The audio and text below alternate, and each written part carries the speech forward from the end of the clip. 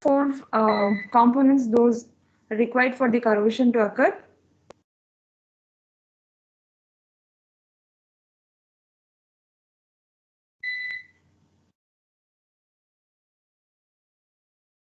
What are those components?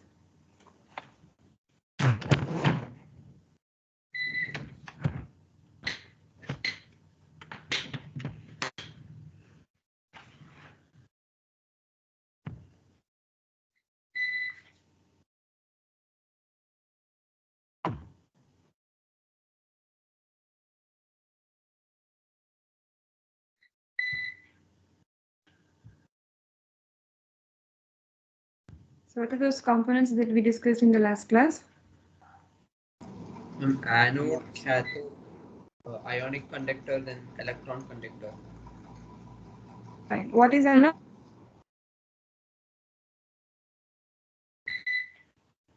Anode is the place where the corroding takes place. Like loss of Okay. electron. Cathode?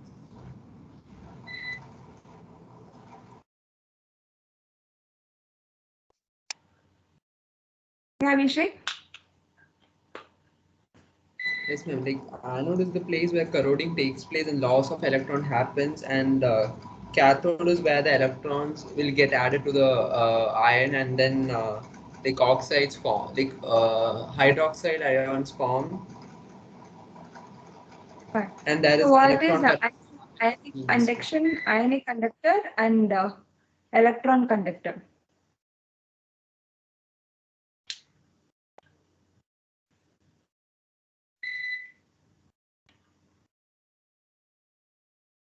So the region which is corroding that acts as an anode, and then the other regions will act as cathode. And you have the junctions, the connections which act as the ionic conductor and electron conductor, right? So which one will act as an ionic conductor? And the And which one? electrolyte will be acting as ionic conductor, and the metal will be the electron conductor. Good.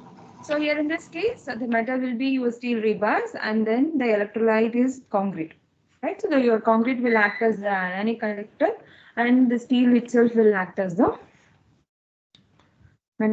sorry, uh, electron conductor. Fine. Is that we'll just start the class, and here I'm going to dispose this.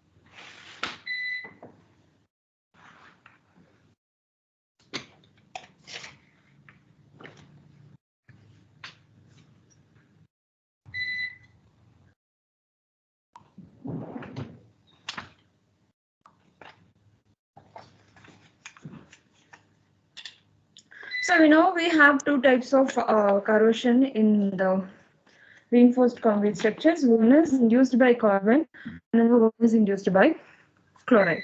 So here the title image shows you that how these two corrosion mechanism differ. So if you have carbon induced corrosion, then most probably your corrosion will be more uniform. You can see a uniform area or the cross-sectional diameter of your rebar. Whereas when you have the chloride-induced corrosion, mostly the corrosion will be more localized in this type of Ma'am, localized. excuse me, ma'am. Screen is black, like we can't see the PPT.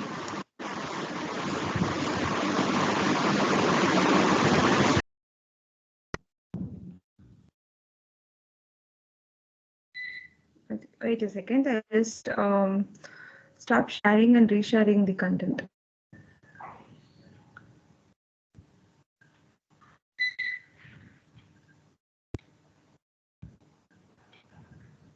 So is it visible now? No, no.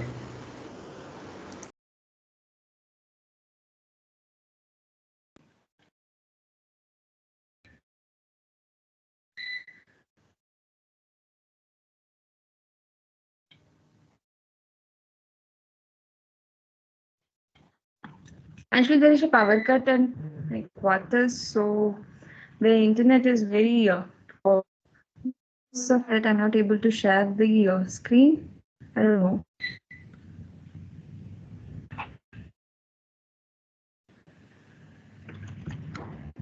So still it is not visible. No, no.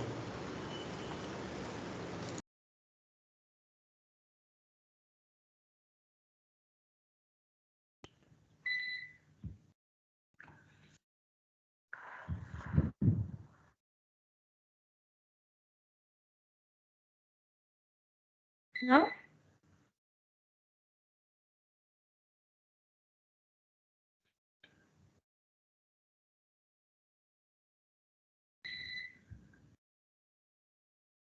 So can you see the screen now? No, ma'am, it's still black. Okay.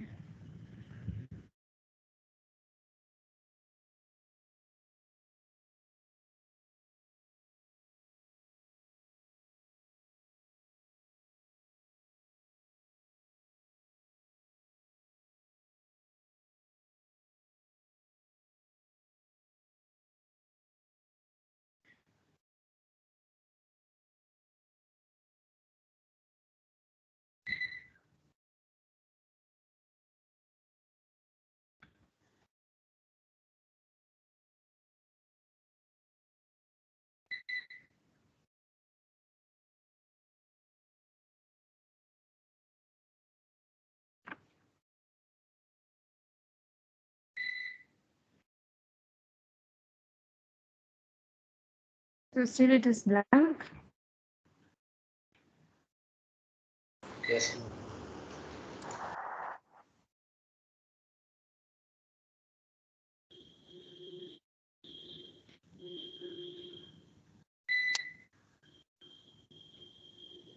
Like I will share the content to any one of you who can share the screen. Then we can continue the class. Is it fine?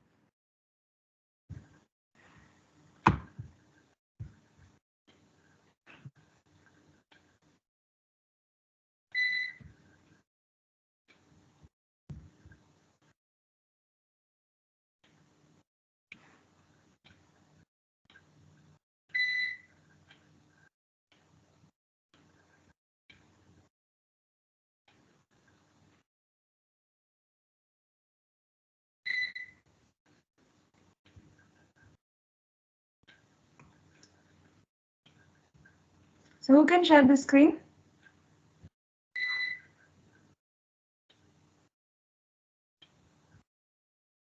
So that I give the presentation control to them.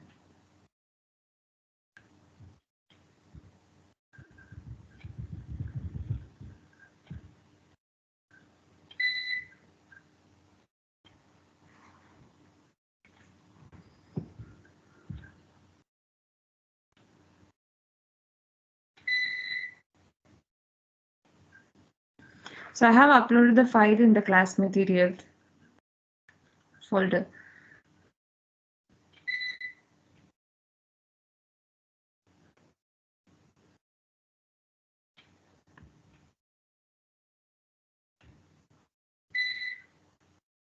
Abhishek, can you share the screen? Yes, ma'am. I think like I have organizers can only share the screen. So Yeah, I'll give the it is. control to you.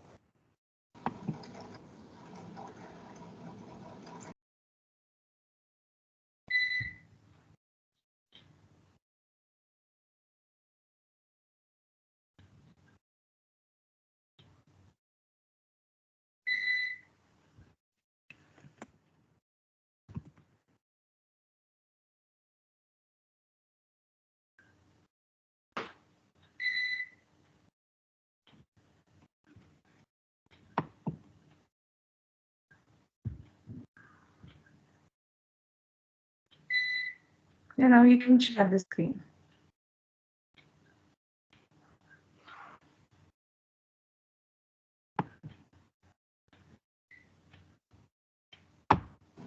Ma'am, like I'm still the attendee, ma'am. I think you have made Abhinav as present. Just change the role. Yeah, Yeah. yeah.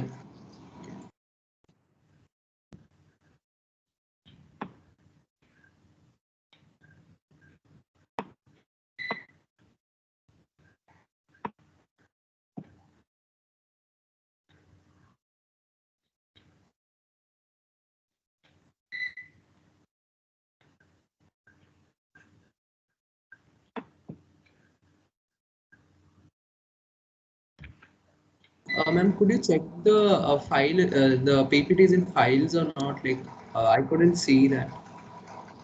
That Okay. is nothing. Uploading problem. I think I will have a poor network because we picked off due to power cuts. I just connected my data, so it is not working. Well, in that case, can we have class in the evening?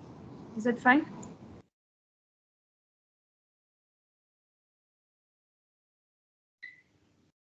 Because here there is no power and the internet is too weak to share the content.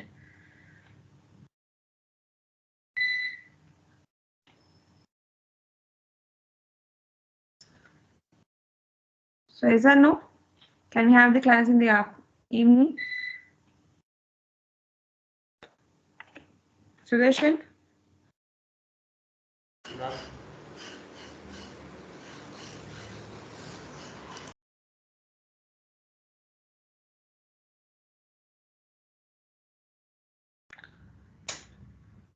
Okay, so power has come, so we can continue the class, I guess.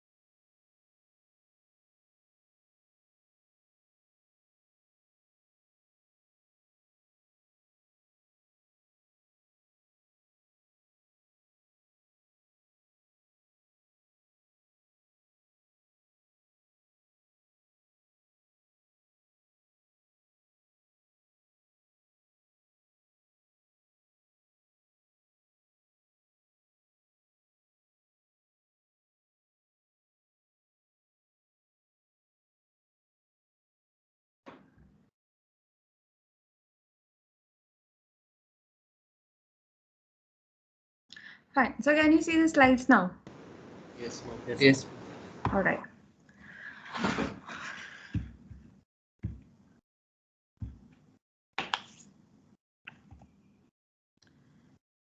Fine. So these are the modules of outline of this module. So we'll be looking at the two different types of corrosion mechanism involved with an association with carbon dioxide and chloride. All right. So this was what I was explaining in the title.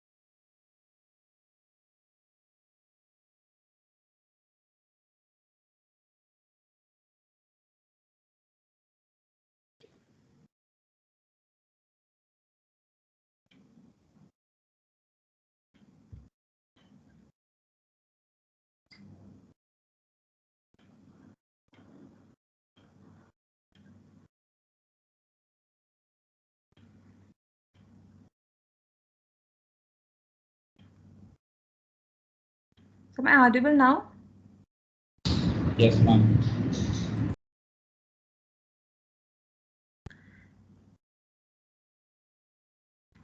Let us look at how this carbonation affects the service life of the structure when it is exposed to carbon dioxide environment. So in x-axis here you have exposed duration, and in y-axis you have damage level. Initially, so when you have when you design your concrete, we will have a certain allowable damage level for the structure. So here you can see the maximum allowable damage level that your structure can take is indicated by this red line. And then when the corrosion start initiates, so this is this basically indicates your corrosion free initiation phase. So there is no corrosion now occurring at that phase as your structure is exposed to the environment. And when the corrosion starts initiating, so you can see the damage level is increasing and it is reaching where you can allow your structure to undergo maximum damage level. And with further increase in the corrosion level, this damage level even gets increased more than the maximum allowable damage level that you can expect for your structure. So this phase, so where your corrosion initiates and propagates, so that is called propagation period. So when you have a carbon dioxide environment, so what happens basically, your carbon is diffused from the concrete surface, from the concrete cover to the rebar here as shown in the bar. So here you have your rebar and you have carbon dioxide on the surface, and these carbon dioxides that get diffused through the cover crete. So the diffusion of this carbon dioxide is basically represented by the factor called KCO2. So this basically represents your diffusibility of carbon dioxide. So based on that, so how your quality of your concrete. So based on the quality of your concrete and cover depth, this diffusibility or the entering of carbon dioxide can be controlled. If your concrete quality is good, that is durable with very less minimum pore connectivity, then it will take long time for the carbon dioxide to reach the steel level. Whereas if you have lot of interconnected pores in the concrete covers, then that will leave a path for the carbon dioxide to enter the cover depth, and that will reach the concrete surface at the earliest possible. And then it will start corroding. So the pH value here that will get altered. So that is what here it is mentioned as pH threshold. So pH threshold basically indicates as the value of pH that can resist the corrosion level. So beyond that, the corrosion initiation will start occurring. And then you will have a corrosion crack, and here this range, so where you can allow the maximum damage. So when your damage in the structure is exceeding the maximum damage level, then that indicates that your structure needs to be repaired. So here your repair phase starts. So these are some synergetic effects that helps us to understand the mechanism as a whole. So quantifying the synergetic effect of various parameters on service life will help to select the durable materials for repair. And here you can see there are typical locations or the combinations in which your corrosion progress will be very aggressive. Corrosion, especially the carbonation induced corrosion. So in the last class I have mentioned, like for carbonation to occur, you need to have an ideal environment where the relative humidity should range from 60 to 70%. So this is the relative humidity which indicates the ideal condition for carbonation to occur. If it is less than 60% or if it is more than 70%, your carbonation will not occur. If it is too dry or if it is too wet, carbonation will not occur. Whereas where you have the optimum relative humidity in the range of 60 to 70, then you will expect your structure to undergo carbonation induced corrosion. Right. So here you can see a bridge structure which is located in a, you can consider this is located in an urban city where you have a lot of traffic flow, right? So there are portion, outer portion and interior portion here as marked in the red mark, and you have a lot of carbon dioxide emission through this vehicular movement. All right. So in such cases, where do you expect your structure to undergo the carbonation-induced corrosion faster? The outer side or the inner side?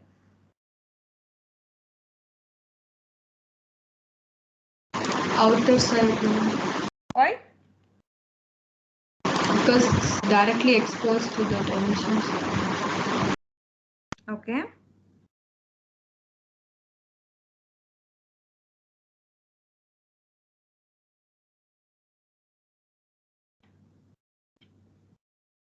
So here in the near surface of concrete elements, there you will have high concentration of carbon dioxide,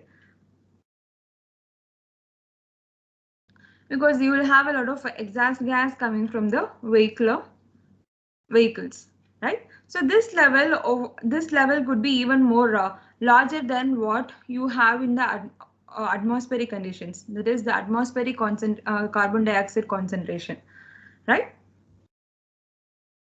And at the same time, you also look at the relative humidity required for carbonation to occur.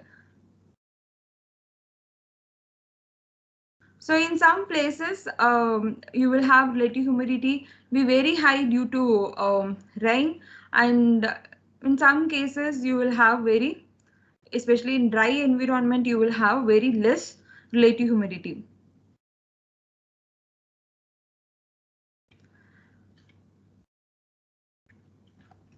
So here in this case, this outer surface will be exposed to the higher concentration of CO2 and tend to corrode faster due to carbonation-induced corrosion at the compared to the inner region.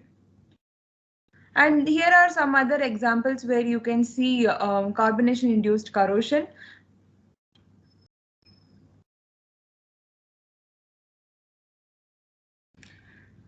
So this is a structure that represents railway platform.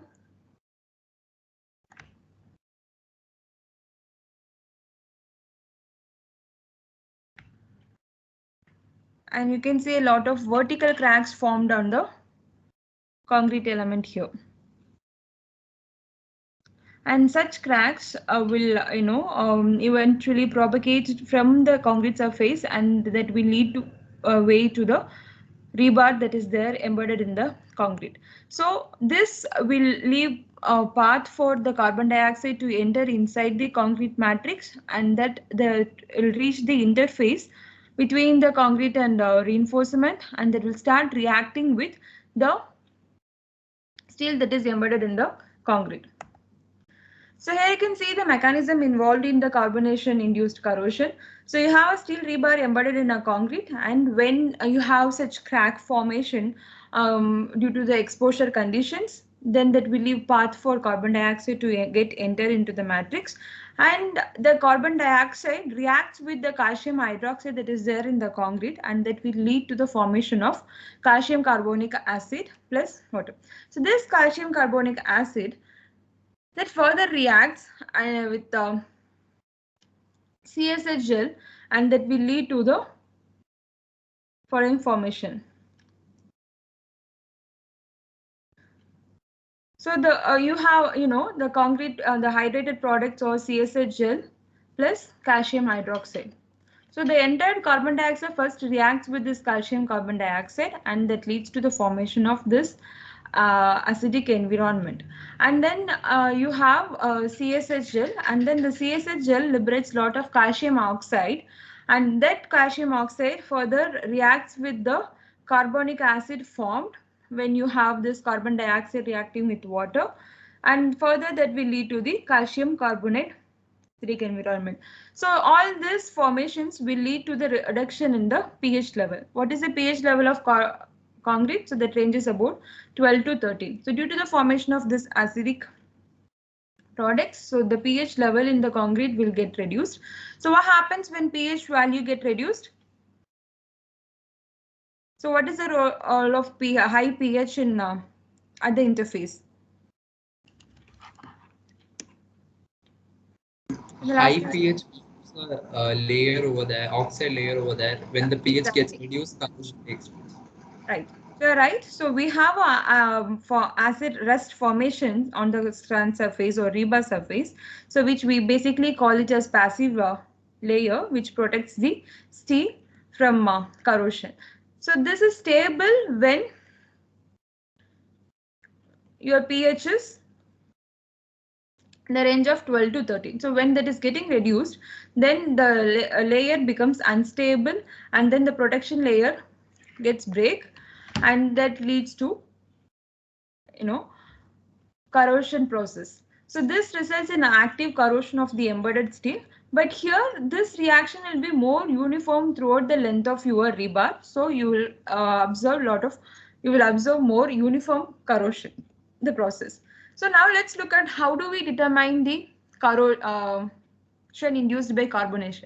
So we call it as carbonation depth, that basically indicates the entry of carbon dioxide from the concrete surface, because that is how your carbon dioxide is going to get inside the concrete matrix. So it will start from the concrete surface and it will travel through the cover depth, and then it will reach the steel surface, right?